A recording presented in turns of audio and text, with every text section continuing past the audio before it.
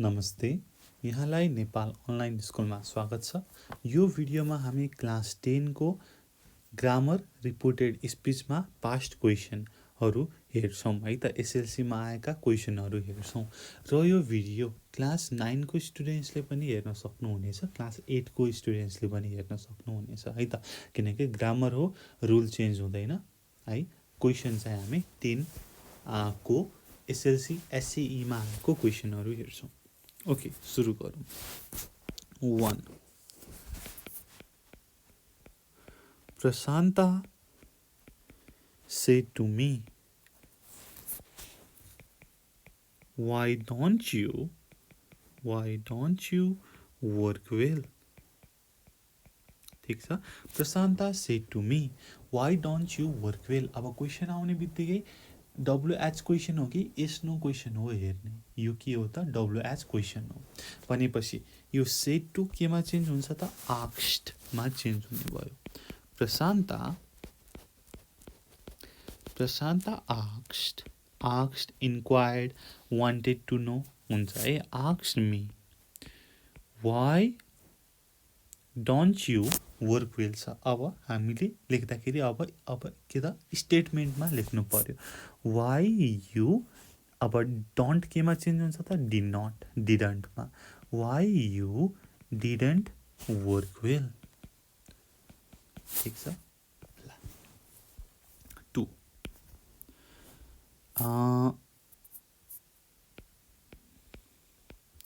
Gambhir told me that he was ruined।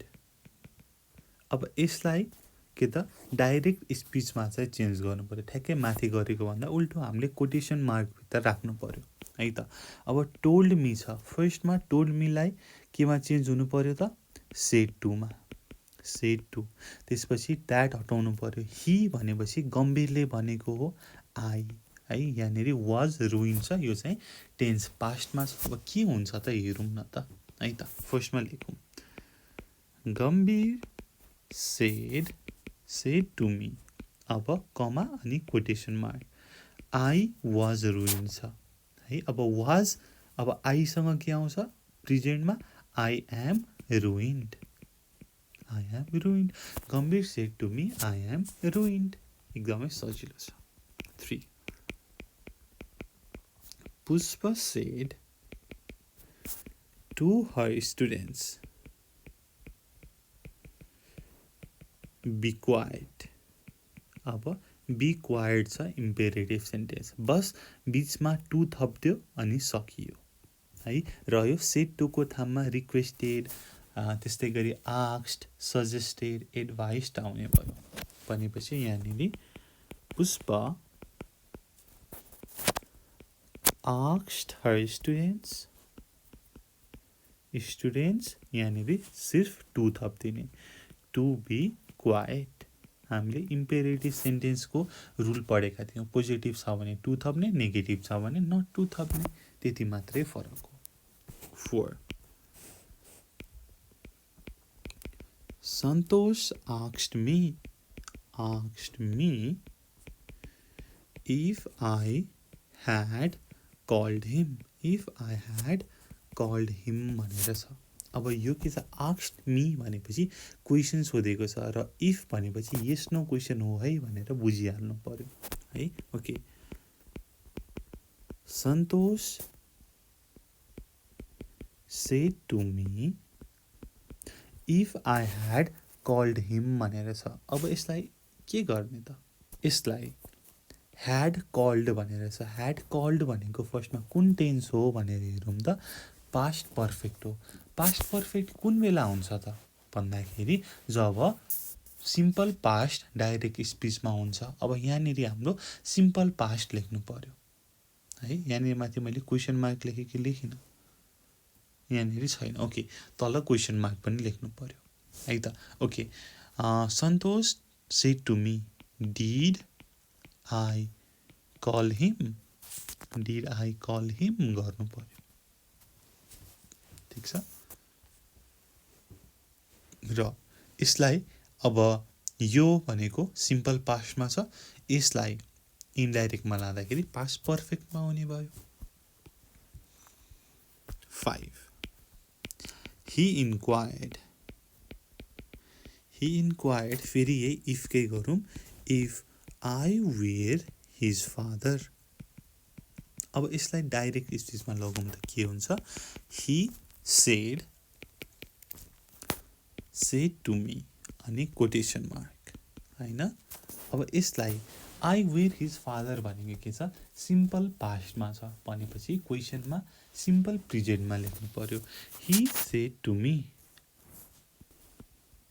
are you his father। हेर्नुस् त are you his father भनेर question सोधेको छ। अब तपाईले यति मात्रै देख्नु भएको भए हेर्नुस् त he said to me are you his father देख्नु भएको भए he inquired me if I were his father भनेर भन्न सक्नुहुन्थ्यो है त। ठ्याक्कै माथिको आउँथ्यो है जसरी पनि कुरा सेम हो। 6 he said that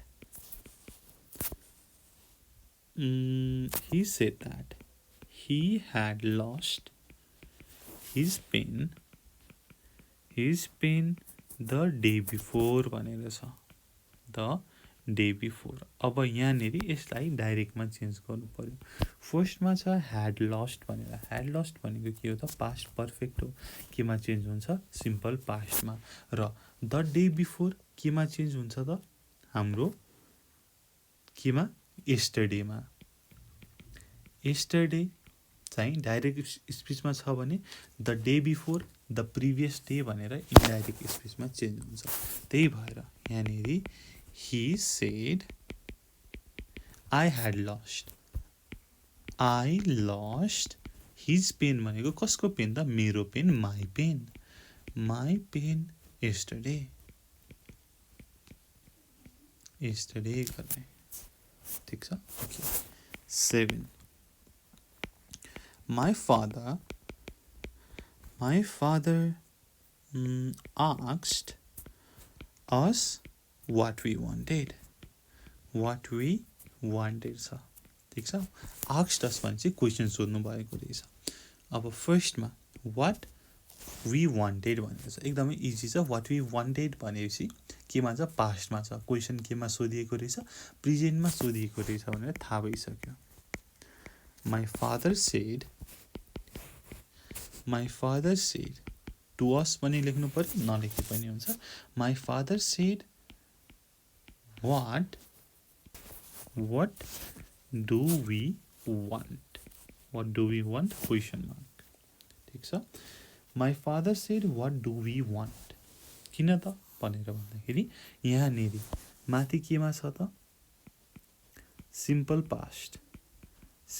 पास्टमा छ र यो इन्डाइरेक्टमा छ। अब डाइरेक्टमा के हुने भयो सिम्पल प्रेजेन्टमा हुने भयो। So what do we want 8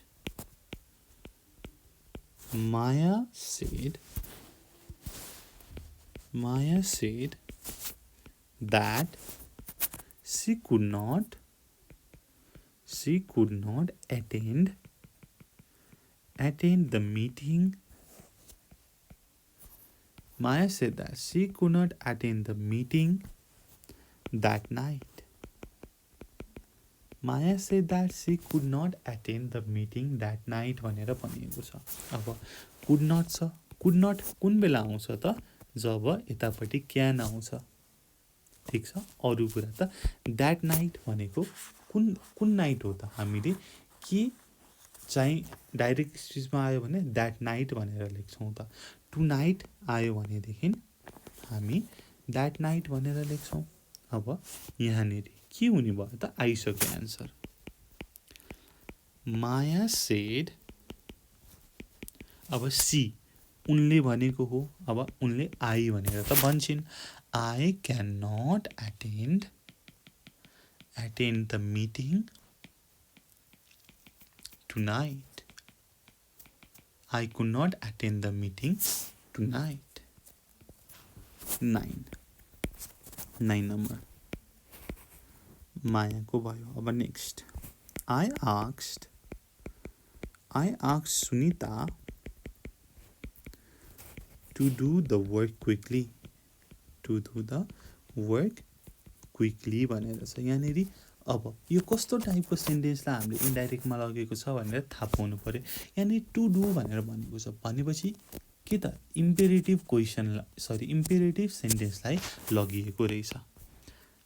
I said to Sunita, Sunita के त डु द वर्क क्विकली, यसलाई यसरी लेख्ने डु द वर्क क्विकली। है तपाईँले थोरै प्र्याक्टिस गर्नु भएपछि कस्तो हुन्छ भन्ने कुरा त थाहा भइहाल्छ है त। प्र्याक्टिस चाहिँ गर्नु पर्यो। 10 I said to Mamata, I said to Mamata, was she ready to help you? Was she ready to help you भनेर छ। अब यसलाई लग्नु पर्यो केमा इन्डाइरेक्टमा। अब फर्स्टमा हेर्नु पर्यो क्वेसन। क्वेसन भनेपछि yes no question or WH question. के क्वेसन हो त एस नो क्वेसन। यहाँ सेड टु आस्क्ड इन्क्वायरमा चेन्ज हुने भयो।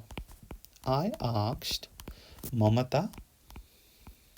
अब यहाँनेरि इफ अर वेदर आउने भयो। एउटा लेखे हुन्छ इफ अनि चाहिँ स्टेटमेन्ट लेख्नु पर्यो, सेन्टेन्स लेख्नु पर्यो।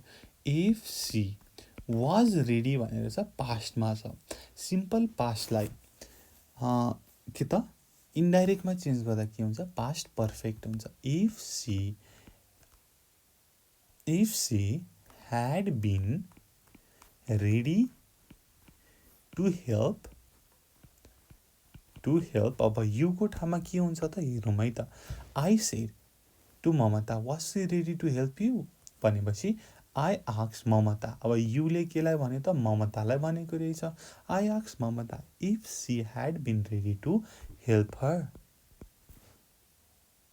If she had been ready to help her. 11 I told Rita that she had done the work the day before. The day before भनेर छ। अब यसलाई डाइरेक्टमा लेख्नु पर्यो। के चेन्ज हुन्छ भन्ने कुरा फर्स्टमा थाहा पाउनु पर्यो। टोल्ड केमा चेन्ज हुन्छ said to. I said to Rita भन्ने कुरा भयो र द्याट हट्ने भयो र ह्याड डन भनेर छ। ह्याड डन भनेको के हो त पास्ट पर्फेक्टमा छ। अब यसलाई केमा चेन्ज हुने भयो प्रेजेन्ट पर्फेक्टमा र द डे बिफोर भनेको के हो अघि पनि हामीले कता मास्तिर हेरेका थियौँ यस्टरडे हुने भयो। यति चेन्ज गर्यो भने मिलिहाल्यो। अब ल हेरौँ है त। आई सेड टु रिता र यो होइन द्याट हट्यो। अब I told Rita that she had done छ। I said to Rita. अब यु भन्नु पर्यो। यु भनेको को हो त रितालाई भनेको। मैले त भनिरहेको छु you have done the work yesterday. You have done the work yesterday. यसरी तपाईँले मिलाउनु पर्यो। रुल थाहा हुनु पर्यो। अरू कुरा त सजिलो छ। 12 When will you pay the money? When you will pay the money? He said to me. He said to me भनेर छ। अब यसलाई हेरौँ न त। अब he said to me छ। he asked me भनौँ न। he asked me यो कस्तो क्वेसन हो त डब्लुएच क्वेसन हो कि एस नो क्वेसन हो त डब्लुएच क्वेसन हो। he asked me when अब विल केमा चेन्ज हुन्छ वुडमा है। यो त भनिरहनु पर्छ पर्दैन। when you would pay the money. When you would pay the money. Now 13 Milan said I wanted to help you I wanted to help you भनेर छ। मिलनले भन्यो म तिमीलाई सहयोग गर्न चाहन्छु। I wanted to help you भनेपछि अब यहाँनिर वान्टेड छ। वान्टेड भनेपछि पास्टमा छ। ठिक छ। अब यसलाई गर्दाखेरि मिलन सेड, अब आई भनेको को हो त? मिलन। ही, अब वान्टेड छ। अब सिम्पल पास्ट भर्ब 2 को केमा चेन्ज हुन्छ? ह्याड प्लस भर्ब 3 पर्फेक्टमा चेन्ज हुन्छ, past perfect. He had wanted to help. अब यु भनेको को हो त? I wanted to help you, मलाई भनेको। He wanted to help me. 14 She asked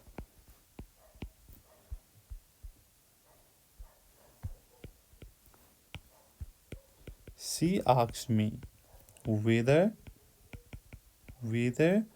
I would follow her. I would follow her भनेर छ। अब यसलाई डाइरेक्ट स्पिचमा लग्नु पर्यो, कोटेसन मार्कभित्र लेख्नु पर्यो।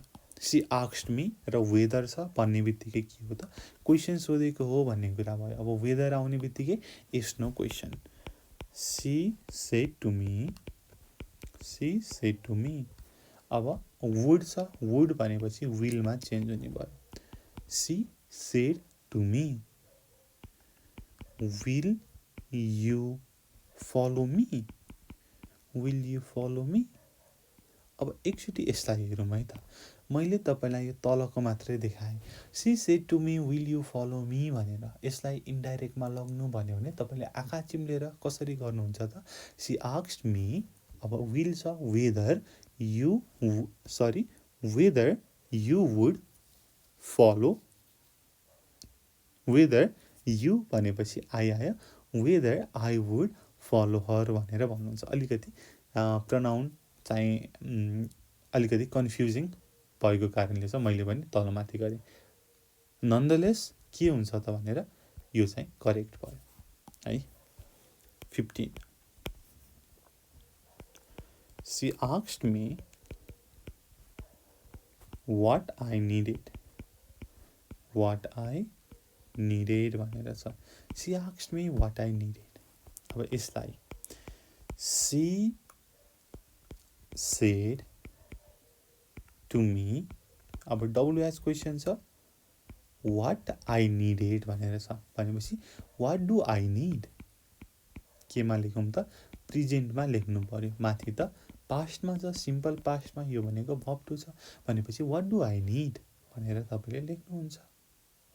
सजिलो छ। 16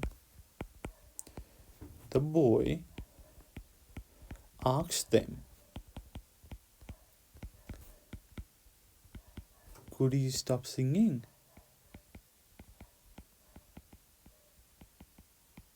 Could you stop singing here भनेर भनौँ न। ठिक छ। उनीहरूले भनेपछि the boy asked them to stop singing there। To stop singing there भनेर लेख्न सक्नुहुन्छ। ठिक छ। सिधै है यो छ हाम्रो कतिवटा 16 गर्यौँ हामीले है। यो सबै फेरि एसएलसीमा आएको क्वेसनहरू हो र हामी यस्तै गर्दै अरू भिडियो पनि गर्छौँ। सबै भिडियो हेर्नु होला है त। ओके, त्यति भन्दै मैले यो भिडियोलाई यहीँ टुङ्ग्याएँ र यसमा केही समस्या छ, नबुझ्नु भएको छ भनेदेखि कमेन्ट गर्न सक्नुहुनेछ अथवा डिस्क्रिप्सनमा भएको फोन नम्बरमा फोन गरेर पनि मैले यो बुझिनँ, मलाई बुझाइदिनु भन्न सक्नुहुनेछ है त। ओके, त्यति भन्दै मैले यो भिडियोबाट बिदा मागेँ। Thank you so much for watching. Until next time, goodbye, keep learning. जय चन्द्रसूर्य, पिस।